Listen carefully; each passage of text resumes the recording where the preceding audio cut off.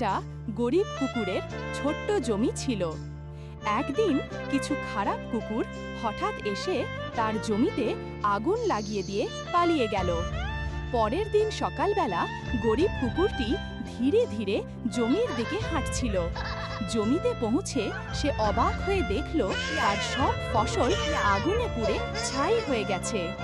গরিব কুকুরকে দেখে দুষ্ট কুকুরগুলো উচ্চ স্বরে হেসে উঠল। গরিব কুকুরটি চুপচাপ দাঁড়িয়ে কান্না করতে করতে জঙ্গলের দিকে হাঁটতে শুরু করলো। হাঁটতে হাঁটতে পথে সে হঠাৎ একটি সোনার বীজ খুঁজে পেল। সে বীজটি আস্তে করে তুলল আর নিজের জমিতে ফিরে গিয়ে যত্ন করে মাটিতে পুঁতে দিল। দিন কেটে গেল আর গরিব কুকুরটি প্রতিদিন বীজটির যত্ন নিল। ধীরে ধীরে সেই বীজ থেকে একটি বড় গাছ হলো আর গাছটি সোনার ফসল ফলাতে লাগলো। সোনার ফসল দেখে গরিব কুকুরটি আনন্দে ভরে উঠল আর দুষ্ট কুকুরগুলো অবাক হয়ে চুপচাপ দাঁড়িয়ে সবকিছু দেখতে লাগলো।